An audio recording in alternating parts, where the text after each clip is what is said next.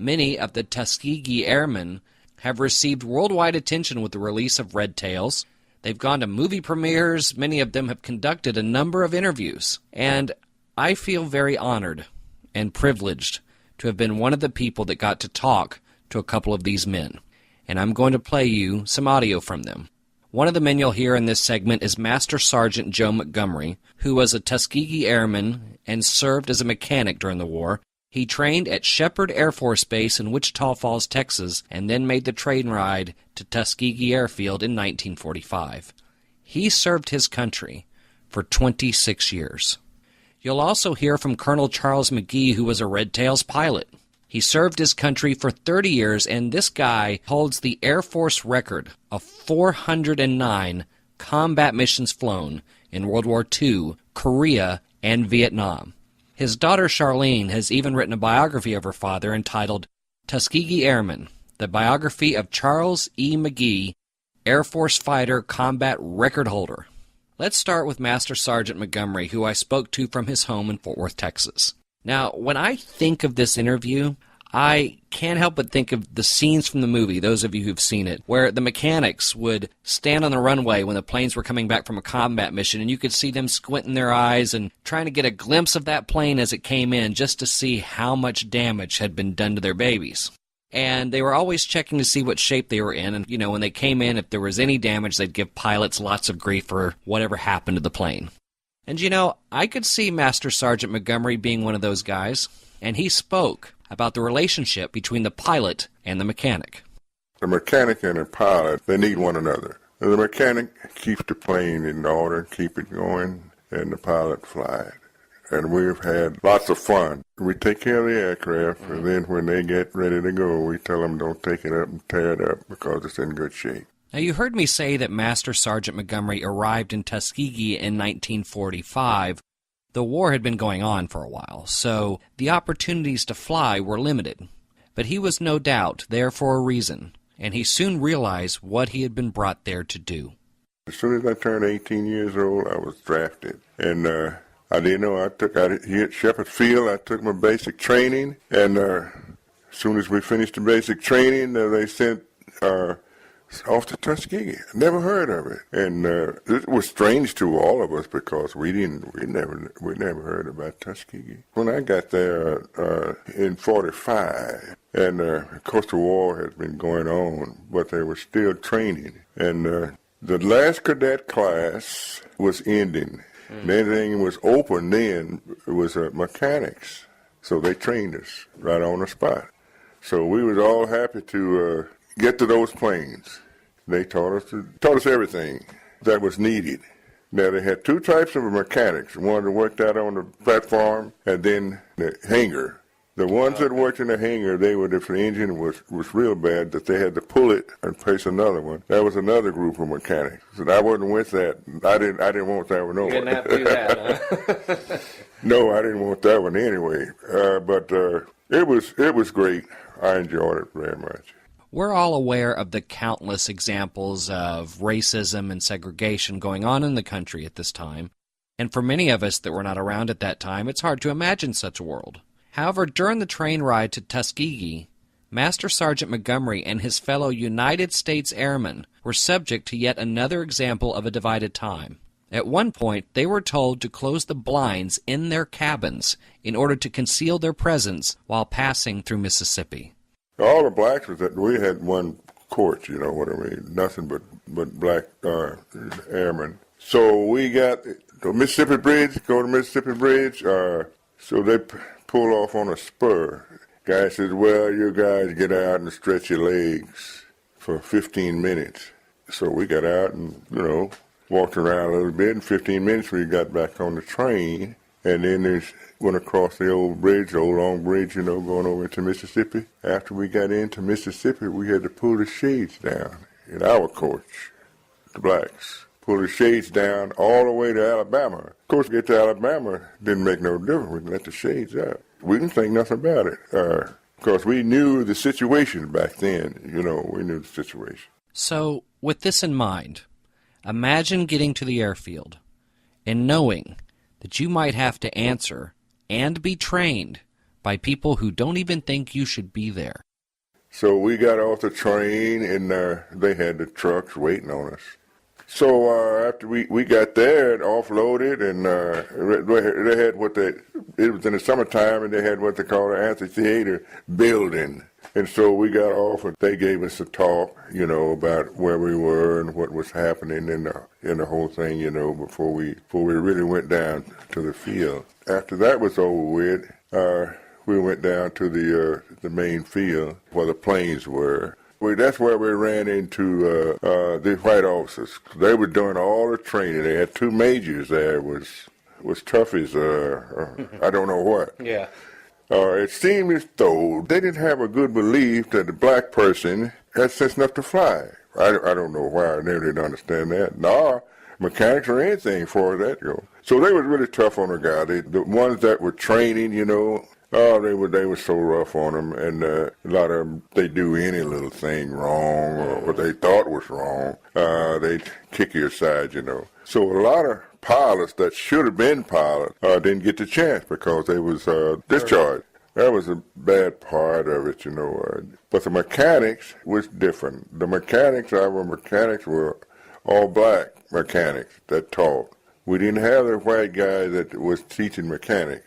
It was all black. You really had to learn how to taxi first, the mechanics, because the pilot fly a plane in and they'd bring it up.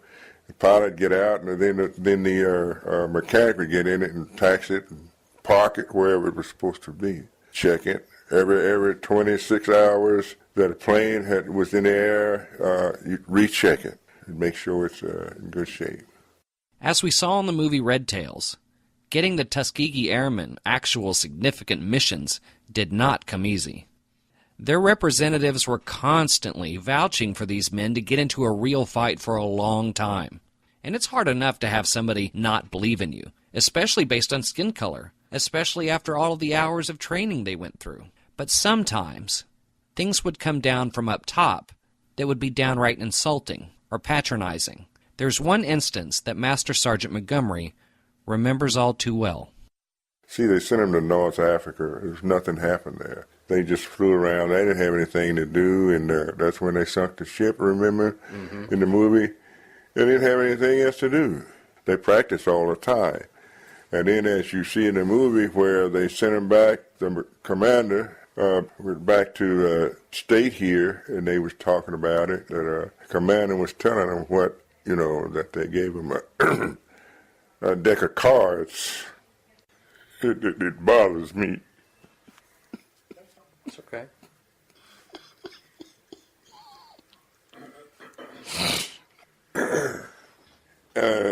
Commander told him they gave him a deck of cards and took all the aces out. And while they were there, if you noticed the movie, there was a couple of guys in Congress there that they went forward to help them. They got them to understand what was really happening. They really wanted to bring them back, give them rifles, take the planes away from them, so they just messing up the nice planes and all that sort of thing. But anyway, there was two guys there, I forget the names there in Congress, that said they didn't get a good chance. So they sent them back, said, okay, send them back, and that's when they really got busy. And just inch by inch, you might say, that they were giving them a chance to fly, get into the battles, As portrayed in the film, at one point, the Tuskegee pilots made so much progress, they were given the Top Gun planes to fly for its time, the P-51 Mustang. The guys got their planes, painted the tails red, and were sent to protect American bombers during their flights. The Germans would send a few planes from a squadron in to distract the escort planes, pull them away from the bombers, while the rest of the squad moved in to down the bombers. The Red Tails had strict orders not to fall for that tactic, and they followed those orders. This resulted not only in these men proving they could shoot down enemy aircraft, but also effectively protect the bombers. Suddenly, perceptions began to change.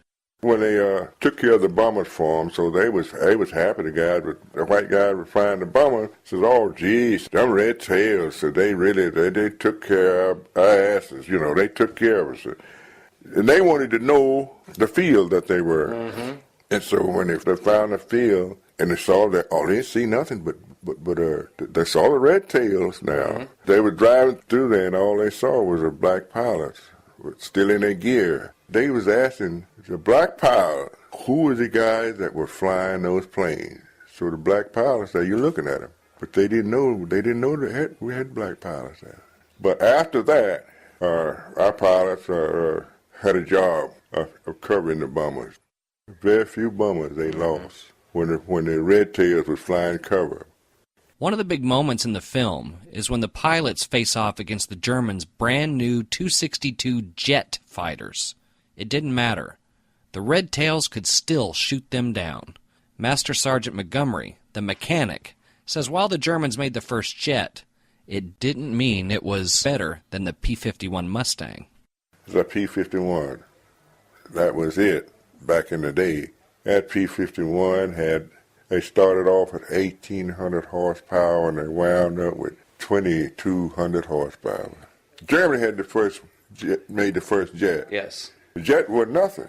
Even though it was a jet, it couldn't match a P-51. No, didn't have the power. The jets didn't have the power when they first started making them. That's why they weren't no good. Finally, I asked Master Sergeant Montgomery what he wants people to know about himself and the men he served with, and what lessons could be taken from the history they were a part of. I would like for him to know that we were trained, and our pilots, that's exactly what they wanted to do. That's why they could handle them so well. The best part about it, the planes were great. They wanted to prove that they could fly and fight. Like all our, people, the whites, and we could fly and fight, and they didn't, that's what they wanted to do. And they wanted to serve their country. That's right. And, a lot of the white race people, I've had a lot of them that come up to us and come up to me and say, well, proud of what you've done, I just tell them, I said, well, black man the average one don't stand back. They do what they can do. And they do it the best they can. And sometimes it's excellent, sometimes it's not. But that happens to any race of person. The people that are, you do the best you can, and then some of it's better than others. If you want to do certain things, you have to, prepare yourself. Mm-hmm. But just to say that a person don't have sense enough to do certain things, that's not right. You have to go to get trained to do that thing. If you don't try, then you can't. That's right. What I'm saying, if you don't go to school and get yourself prepared to do a lot of things, well, when you finish high school, you going to college? Nah, I don't want to, blah, blah, blah. Well, if you don't, well, you don't. Well, if you want to go further, you keep going. What an amazing guy. Still so much to offer the world just in wisdom alone. He's a good man and an American hero, and we thank him for his service. Colonel Charles McGee is yet another member of the Tuskegee Airmen, making the rounds at the Red Tails events and conducting interviews, and I'm so glad he added the Critic Show podcast to that list as well. So that being the case, I asked him a classic Critic Show question, which is, what did you think of the movie, and how accurate was it in your view? And by all accounts, it seems that he was pleased with it. As a matter of fact, he's seen it more than once. Yes, I've seen it more than once, and it's a lot of history brought together in a story that certainly should give everyone the feel of the time and the circumstances. We may not have flown through the bomber formation quite like it was depicted, but the dogfights were pretty realistic. Did we have somebody that probably drank too much? I'm sure we did. Whether he was a squadron commander, that I wouldn't verify, but that's the way this makes the screen story. So it's things like that that take place in it that you'd say, well, that's not quite right. We didn't really gather in a circle and hype ourselves up before going to get into the aircraft. But that's kind of a message to the younger folks of today, who we hope get some of the lessons out of it, that you can overcome adversity and that you've got to stick to it regardless of sometimes circumstances that would say, oh, you're a failure. Colonel McGee has a firm recollection of how the armed forces went from segregation to understanding they needed to change their policy. He points out that he and his men were indeed fighting two wars. Well, first of all, the Army, even though they provided the segregated training and we were successful getting through that and eventually successful in combat, still stood on a policy that wanted to relegate blacks to service roles, dig ditches, build roads, cook food, drive vehicles, but we didn't have the mentality to perform in the technical areas, so nothing in aviation and that type of thing. And that was one of the things that we overcame. And certainly the other was, and I'm sure you've heard of the Double V program, we were fighting for victory against Hitler in Europe and fighting against racism here at home.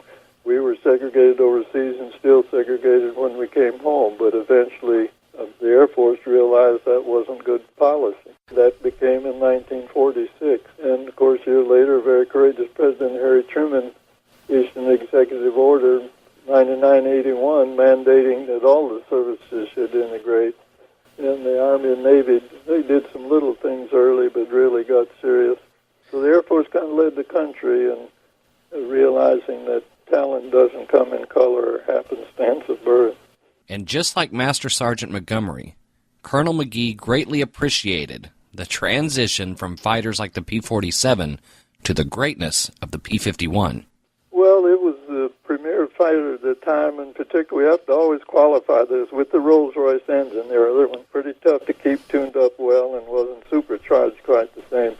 The Rolls-Royce engine, that was a vehicle that had the speed, range, and altitude that made it the perfect vehicle for escorting the B-17s and B-24s at altitude and allowed the maneuvering and capability to better do the job.